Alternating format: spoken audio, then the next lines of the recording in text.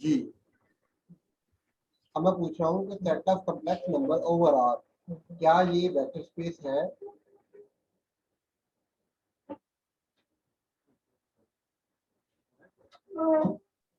Sir ji हो सकता है, क्योंकि हर रियल नंबर एक कॉम्प्लेक्स नंबर भी होता है। बिल्कुल। अभी देखें, इसके लिए आप देखें नीचे मैंने लिखा है X plus iota Y, complex number इस मामले होते हैं। तो आप देखें दो कॉम्प्लेक्स नंबर को ऐड करेंगे तो दोबारा हमेशा कॉम्प्लेक्स नंबर ही आएगा, ठीक है। उसके बाद दो कॉम्प्लेक्स नंबर को किसी नंबर के साथ मल्टीप्लाई करूंगा, किसी रियल के साथ, तो आगे पास आंसर हमेशा कॉम्प्लेक्स नंबर ही आएगा। जैसे 2 के साथ मल्टीप्लाई किया तो ये आ जाएगा 2x प्लस योटा 2y, तो ये हमेशा क्या आ जाएगा, कॉम्प्लेक्स नंबर ही आएगा। तो इसका मतलब क्योंकि R is the subset of C, R C को C में इन्वॉल्व है, C में कंटेन करता है, तो इस वजह से स्केलर मल्टीप्लिकेशन होल्ड करेगी। इस तरह से बाकी प्रॉपर्टी जब भी आप चेक करेंगे तो set of complex number is क्या है, is the vector space. Understand? Sir okay. अब यहाँ पे एक चीज आपने देखी कि जो set of real number, set of real number एक वेक्टर स्पेस है, एक सेट ऑफ कॉम्प्लेक्स नंबर जो है ओवर आर वेक्टर स्पेस है। सिर्फ दो ही वेक्टर स्पेस हमें यहाँ पे जो एग्जांपल मैंने लिखी है उनमें सिर्फ दो सेट वेक्टर स्पेसेस है। क्लियर है आपको? Yes sir. अब आप भी याद रखें कि मैं आपको इस तरह के एग्जांपल एमसीक्यू टाइप पूछ सकता हूँ। अभी तक हमने वेक्टर स्पेस का इतना काम किया है, मैं आपको एमसीक्यू में पूछ सकता हूँ कि बताएं दो वेक्टर का एंगल बताएं, दो वेक्टर का डिस्टेंस बताएं, ठीक है, उसका नाम बताएं। उसके बाद ये बताएं कि ये जेड आर जो है वेक्टर स्पेस है या नहीं है, यस और नो नीचे ऑप्शन होंगे, Q of R, C of R, R of R, ठीक है। अंडरस्टैंड? आपको समझ आ गई है? Yes sir. ओके। तो अब एक चीज आपने देखी कि ये वाला सेट जो है R over R is a subset of C of R, ऐसे ही है। क्या ये वाला set R over R contain कर रहा है सी ओवर आर में, कर रहा है या नहीं कर रहा? कर रहा है सर जी। अगर बड़ा सेट वेक्टर स्पेस है और उसका एक सबसेट दे दिया वो भी वेक्टर स्पेस हो जाए, तो ऐसे सेट को हम कहते हैं ये क्या है, उसकी सब स्पेस है। और जरूरी नहीं है हर सबसेट जो है वो बेसिकली क्या हो, हर सबसेट क्या हो कि वेक्टर स्पेस हो। For example R of R vector का, स्पेस हो। आर ऑफ आर का सबसेट कौन सा है, Z of R, Z of R of R का सबसेट है, बताए मुझे। यस सर, सबसेट तो है सबसेट है लेकिन वेक्टर स्पेस नहीं है। पर वेक्टर स्पेस नहीं है। तो इसका मतलब है यस। कोई सबसेट हो सकता है लेकिन उसका वेक्टर स्पेस होना जरूरी नहीं है। लेकिन अगर वो वेक्टर स्पेस हो जाता है तो इसको हम कहते हैं सब स्पेस। तो नेक्स्ट टॉपिक है हमारा सब space of A vector space. Okay. In general, a subset of a vector space may or may not satisfy the closure axiom। तो कहता है कोई सबसेट जो है वेक्टर स्पेस का वो हो सकता है क्लोजर प्रॉपर्टी को एक्सियम को सेटिस्फाई ना करे, या any subset that is closed under both these operations satisfies all other operations। अगर किसी सबसेट को आपने चेक करना है कि ये वेक्टर स्पेस है या नहीं, तो उसकी जस्ट आप क्या करेंगे, उसकी दो ऑपरेशन चेक करेंगे बस, एक वेक्टर एडिशन और एक स्केलर मल्टीप्लिकेशन। और क्या सीन है, उसकी डेफिनेशन क्या है, let V be a vector space and U be a non empty subset of V, ठीक है, and U is said to be सब space of V if it is closed under addition and under scalar multiplication.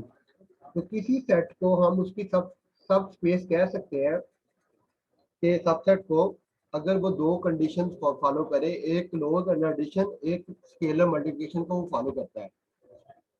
Clear है आपको? Yes sir.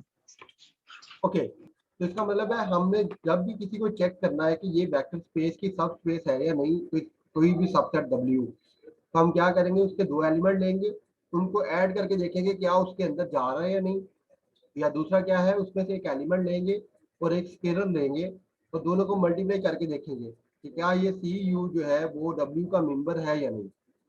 अगर ये दोनों properties fulfil होती है तो हम कहते हैं W इज ए सब space of original set. Okay, sir हम क्या कहते हैं? कि W जो है वो सबसेट सब स्पेस है जो आपके पास, जो ओरिजिनल आपने स्पेस ली होगी, कोई भी V है या कुछ भी है। जैसे हमने Z लिया, Z में सेट अगर वो होल्ड कर जाता है तो हम कहेंगे Z is a sub space of R, लेकिन वो होल्ड नहीं करता इसलिए हम नहीं कहते।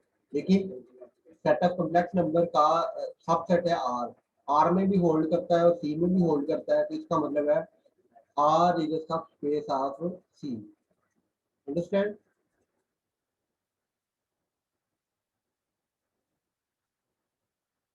क्लियर है आपको? Yes sir.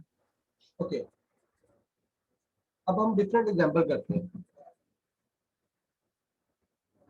अब एग्जांपल आपने समझ लिया। Let U be a subset of R cube. R cube को आपको पता है कौन से हैं, जिसमें ट्रिपलेट हो, पेयर्स हो, consisting of all vectors of the form। कहते हैं R क्यूब को हमें पता है कि वेक्टर स्पेस है, उसका एक सबसेट ले लिया U। U का कौन सा सबसेट है जिसमें सारे उस तरह इस तरह के एलिमेंट्स हैं कि पहला एलिमेंट नॉन जीरो है, बाकी दोनों एलिमेंट क्या है, जीरो है। ठीक है, तो कहते हैं प्रूव करो कि U जो है वो सब स्पेस है।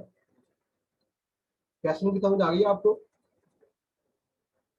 ये U एक ऐसा सेट है जिसमें पहला एलिमेंट नॉन जीरो है, बाकी दोनों जीरो है। जैसे एक जगह में 1 हो सकता है, 0 हो सकता है, 2 3 4 कुछ भी डाल दे, -1 -2 सारा कुछ। तो हमें प्रूव करना है U इज सब space of R cube. Question समझ आ गई आपको? यस सर, समझ गया। जी, तो यहाँ पे हमने क्या किया, इसमें से दो एलिमेंट ले लिए, A00 एंड B00, और एक स्केलर ले लिया K बिलोंग टू R, क्योंकि हमने दो ही ऑपरेशन चेक करने, एक sum of two vector belong to original vector, sorry set, and scalar multiplication hold करें। अब पहले चेक करते हैं कि दो वेक्टर्स को ऐड किया तो अगर ये रियल नंबर है, ये रियल नंबर है, दोनों का सम भी रियल नंबर ही होगा, वो बिलोंग कर गया, क्योंकि पहला नॉन जीरो है, बाकी नॉन जीरो या कुछ भी जीरो भी हो सकता है, लेकिन बाकी दोनों जीरो कंफर्म है। इस तरह आप किसी नंबर के साथ मल्टीप्लाई किया के, तो के ये भी आपके पास पहला दो से दो कंफर्म नॉन जीरो है, पहला नॉन जीरो हो भी सकता है या नहीं भी हो सकता है, तो ये बिलोंग कर गया यू को। तो यहाँ से शो हो गया कि sum and scalar product are defined in U, then U is a subspace of R cube।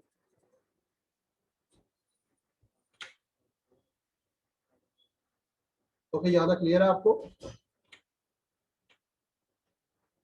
Understand?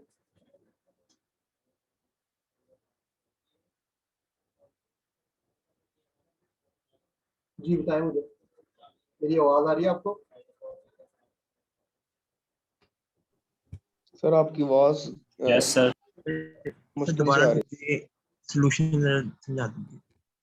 तो देखें, मैंने दो एलिमेंट लिए उसमें और दोनों को ऐड करके देखा। अब मुझे क्या चाहिए कि लास्ट वाली दोनों जीरो कंफर्म चाहिए, तो दोनों को ऐड किया तो लास्ट वाली दोनों कंफर्म जीरो है, तो पहला जो है वो नॉन जीरो भी हो सकता है, जीरो भी हो सकता है, तो ये दोबारा फिर यू का मेंबर हो जाएगा। समझ आ गई इस बात की आपको?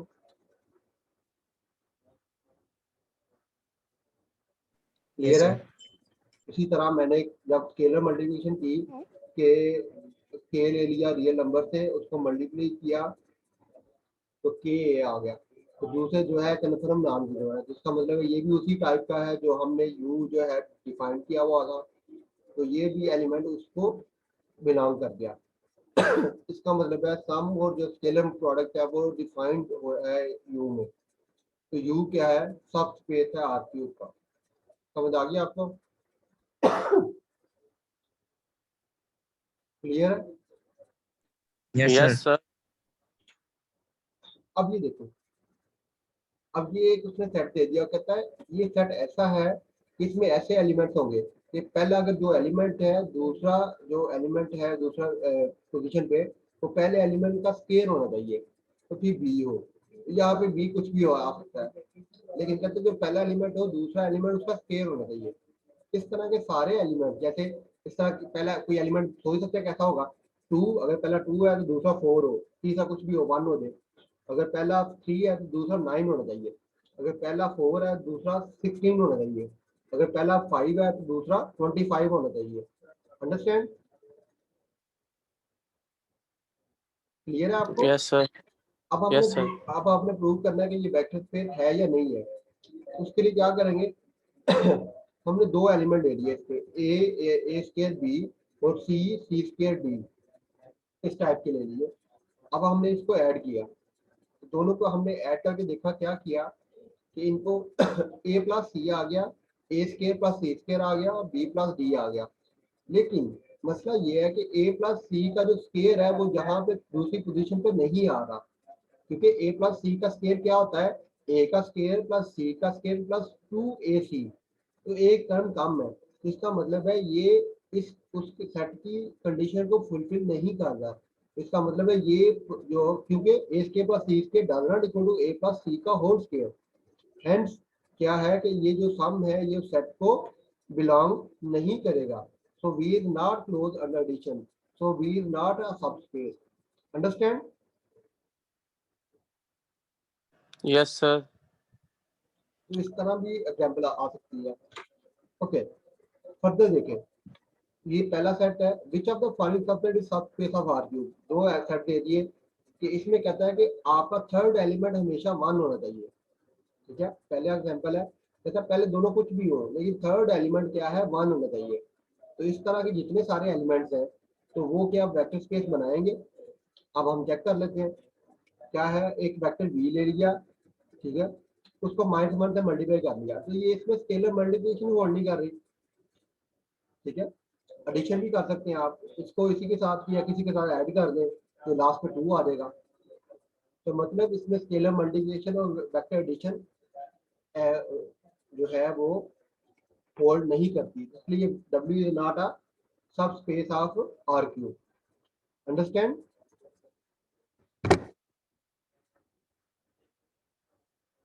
क्या था, क्लियर है आपको? Yes sir. ओके, नेक्स्ट देखें, कहता है कि इस तरह का सेट हो x1 और x3, तो दरमियान वाला दोनों का सम हो। तो कहता है इस तरह, जैसे अगर आप मैं पेयर ले लूं, पहला 2 है और लास्ट वाला 3 है, तो दरमियान वाला क्या होना चाहिए फिर, बताएं मुझे। 5 5। इस तरह अगर पहला 1 है और लास्ट वाला 7 है, तो दरमियान वाला क्या होना चाहिए, 8। ठीक है, तो इस तरह के वो सारे सेट, सारे एलिमेंट जो इस तरह के टाइप के हों वो इस सेट को बिलोंग कर रहे हैं। अब कहते हैं इस सेट के ये वेक्टर स्पेस होगा, तो हम चेक कर लेते हैं। उनका एडिशन देख लिया, हमने दो एलिमेंट ले लिए, एक v1 v3, दरमियान में दोनों का सम, इसका u1 u3, दरमियान में दोनों का सम। तो जब ऐड किया तो उसी टाइप का बन रहा है, जब स्केलर मल्टीप्लिकेशन की तब भी उसी टाइप का बन रहा है। तो इसका मतलब है W is a subspace of R3। Understand? Clear है आपको?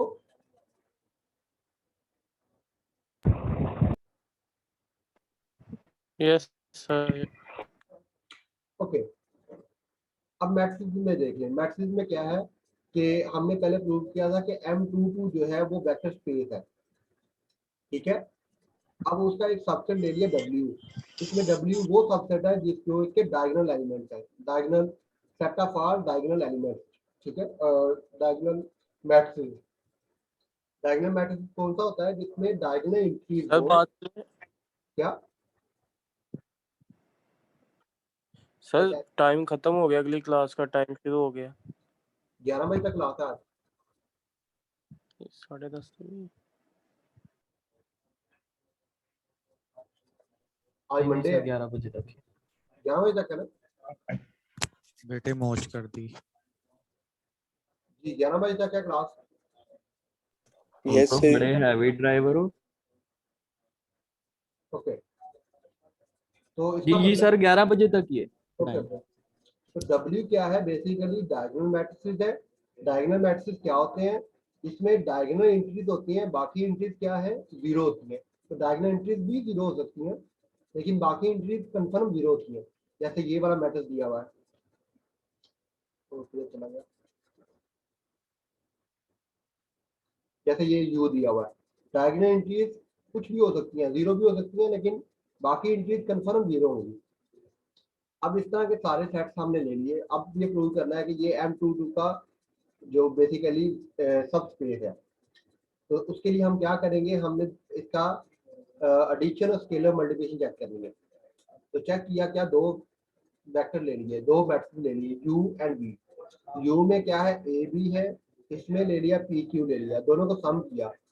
सम किया तो ये आप देखें जो मैट्रिक्स ऑब्टेन हुआ हमारे पास, तो वो भी देखें सिर्फ डायगोनल एंट्रीज है, बाकी कंफर्म जीरो है। तो इसका मतलब है ये सेट W को बिलोंग करेगा या नहीं करेगा, बताएं मुझे। करेगा। तो इसका मतलब है ये बिलोंग कर गया।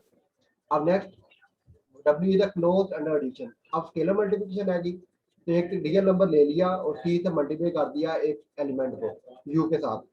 तो आंसर क्या आ गया, CA CB।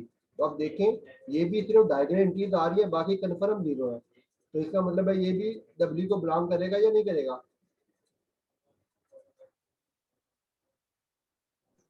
करेगा सर जी, ऑफ कोर्स करेगा। करेगा। क्या बिलोंग करेगा ये, जी सर। Yes sir. तो W is a close under scalar multiplication. तो क्या प्रूव हो गया, W क्या है, क्लोज है। तो यहाँ से क्या प्रूव हो गया कि W is a sub space of M22। समझ आ गई आपको, बिलोंग कैसे करते हैं, थोड़ा बताइएगा प्लीज। क्या ये सर एक बताइएगा सॉल्यूशन बस।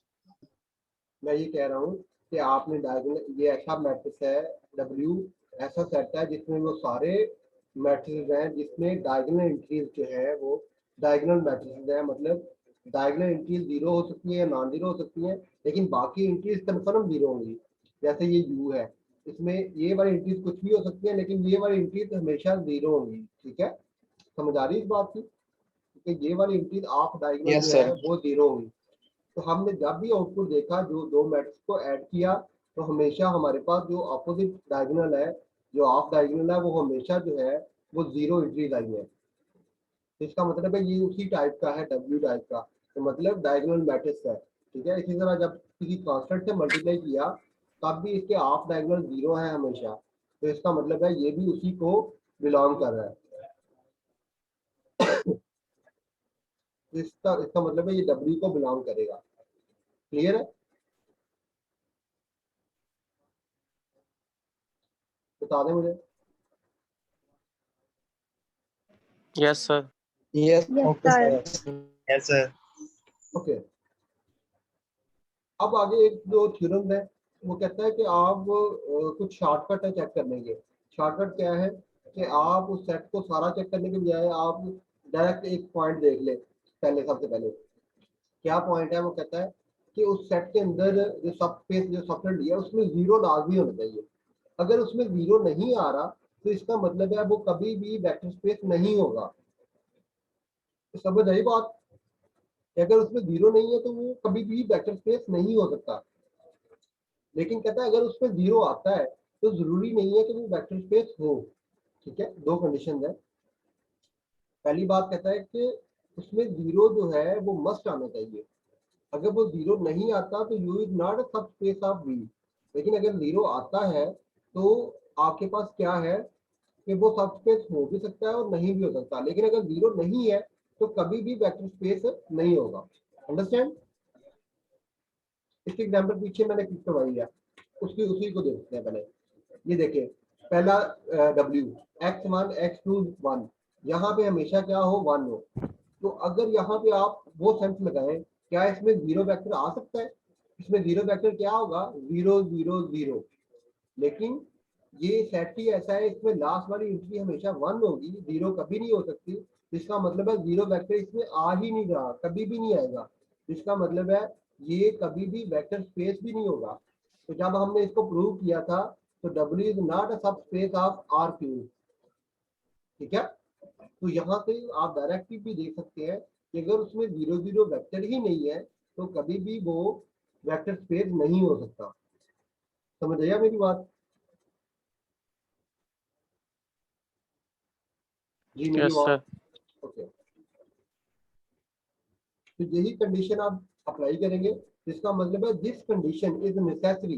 नेसेसरी मतलब ये बहुत जरूरी है, जीरो होना उसमें लाजमी है, बट नॉट सफिशिएंट। सफिशिएंट मतलब ये काफी नहीं है कि अगर जीरो किसी में हो तो वो वेक्टर स्पेस हो, तो वो उसमें बाकी प्रॉपर्टीज भी होल्ड करनी चाहिए, लेकिन जीरो होना लाजमी है। अब ये देखिए एक एग्जांपल और करते हैं जिसमें जीरो वेक्टर देखें। अब ये देखें वो कहता है कि जब भी आपके पास इस तरह का वेक्टर हो, W आपके पास क्या है, a+2 की फॉर्म के वेक्टर्स है। मतलब अगर a 0 है तो 0 0, तो ये लास्ट वाला एलिमेंट क्या बन देगा, 2 बन देगा। तो इसका मतलब है इसमें कभी भी जीरो वेक्टर नहीं आ रहा। तो जीरो वेक्टर नहीं आ रहा तो ये कभी भी आपके पास क्या होगा, नहीं होगा, सब स्पेस नहीं होगा। समझ आ रही है मेरी बात? क्लियर है? सोल्यूशन देखें। हमने कहा कि इसमें ये 0 0 वेक्टर के इक्वल आएगा। कब आएगा, तो जब वो a इक्वल टू 0 होगा या a+2 इक्वल टू 0 होगा। तो यहाँ से शो क्या हो रहा है, a 0 भी है और a इक्वल टू -2 भी है। तो ये कभी पॉसिबल ही नहीं है कि एक नंबर जो है वो 0 के इक्वल भी हो और -2 के इक्वल भी हो। तो इसका मतलब है this system is inconsistent, it has no solution. So 0 0 vector कभी भी W को बिलोंग नहीं करेगा। So the necessary condition does not hold. जो मेन कंडीशन थी कि 0 0 वेक्टर उसको बिलोंग करना चाहिए, वो होल्ड नहीं कर रहा। सो W is not a sub space of R3। Okay, clear है आपको? ये बता दें मुझे, यहाँ तक क्लियर यस है आपको? Sir,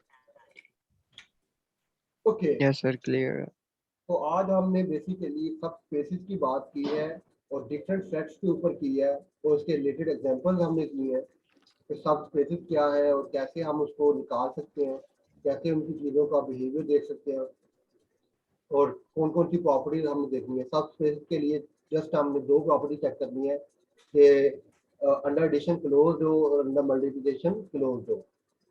okay, Yes. अगर किसी का कोई क्वेश्चन है तो वो पूछ सकता है।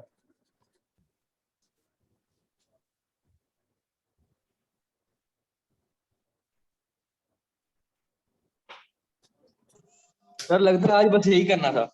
जी बिल्कुल। सर लास्ट लेक्चर वाले स्लाइड सेंड कर दी थी आपने? आप फिर ना अपना UMS जो है LMS वो आप विजिट ही नहीं करते। सर किया था लेकिन देखा नहीं था। वैसे वो ग्रुप में पहले आती थी ना स्लाइड से, इसलिए। हाँ ये आप कह सकते हैं, मैंने ग्रुप में नहीं शेयर की। तो ये सर था कि पहले आप मैंने उधर करते थे ना, तो ऐसे ही था कि आप इधर ही अभी भी शेयर करते हैं। वो लास्ट टाइम मुझे याद नहीं रहा, मैंने LMS पे कर दी क्योंकि मैं LMS पे फौरन कर देता हूँ। कोशिश यही होती है कि 1 2 घंटे के अंदर कर दूँ या मैक्सिमम उसी दिन के अंदर कर दूँ, रिकॉर्डेड लेक्चर भी और सारा कुछ।